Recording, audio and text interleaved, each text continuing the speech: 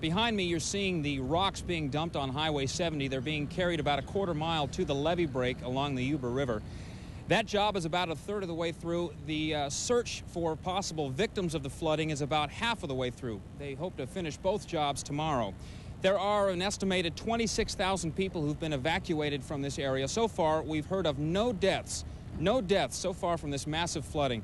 My colleague Karen Carlsen's been covering the evacuation efforts. And Karen, are these people being cared for? Do they have everything they need?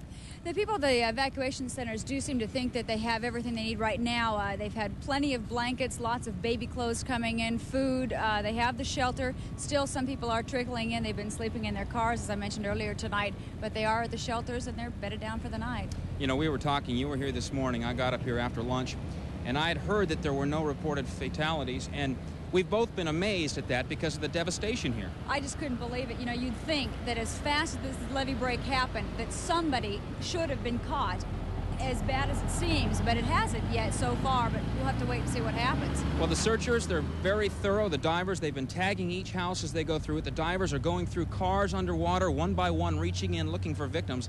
They're very good at what they do, and you got to believe them when they say they haven't found anybody, and they hope that they won't find anybody. Hot videos, surprise appearances. All on the 1986 International British Record Industry Awards. An evening of glitter, glamour, suspense. The winner is... and excitement. It's an evening you won't want to miss. Catch it on Channel 10 Saturday night at 11:30. The spirit of California, Montana. From the Sierra to the Pacific. Live from California's capital, this is News 10 Tonight. Reported by Dick Cable and Jennifer Smith. With terrifying speed, the waters of the Yuba tore through a break in the levee, turning the streets of Linda and Olivehurst into raging rivers. Residents fled the fast-moving waters, leaving both towns inundated and now deserted. Good evening. Thanks for joining us. The communities of Linda and Olivehurst have been abandoned to floodwaters tonight. Only the rescuers, the stranded and vital work crews inhabited the devastated area today. The vital work of reporting the levee break and flood falls to News 10's George Warren tonight. George, it must have been a massive effort there today. What can you report? Well, how about after all this bad news, a little bit of good news? Two stories to report that are good news. After a day and a half of searching, there are no reported casualties. Repeat, there are still no reported casualties. It's quite incredible with 26,000 people evacuated from this area. Good news part two, residents in two subdivisions affected by the flooding in Linda and Olivehurst, the subdivisions of Johnson Park and College Park, they are being allowed to return home tonight. They were evacuated last night when fears of floodwaters reaching their subdivisions never materialized. The floodwaters never reached those subdivisions, so those people are being allowed to return home tonight. We are on the south side of the Highway 70 bridge over the Yuba River. This is the front lines in the battle against the broken levee. What you're seeing are huge dumper trucks dumping huge rocks right on the highway. They're being carried into the actual levee break. We've got some tape of that levee break we shot just a few minutes ago. It's about a quarter mile east of here along the Yuba River. The bulldozers are pushing the big rocks into the water. What they're trying to do is build a foundation in the break that won't wash away. Then they'll cover that with fill dirt and compact it.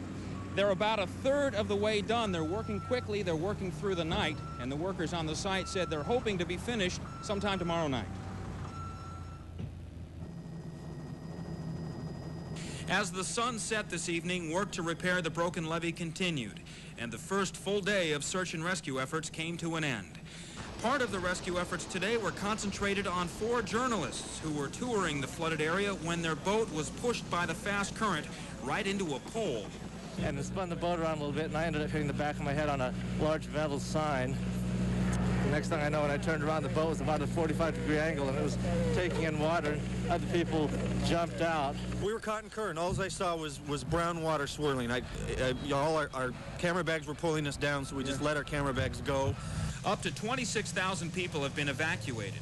The trouble is, nobody is sure how many people remain behind.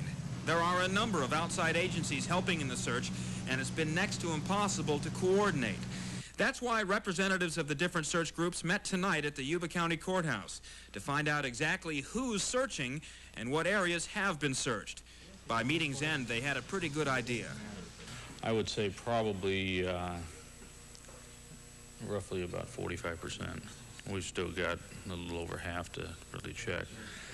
We know there were people in here checking these places. What we don't have is people that marked them properly to let us know that people actually went in there and checked them. So we are going to have to go back and do that over again.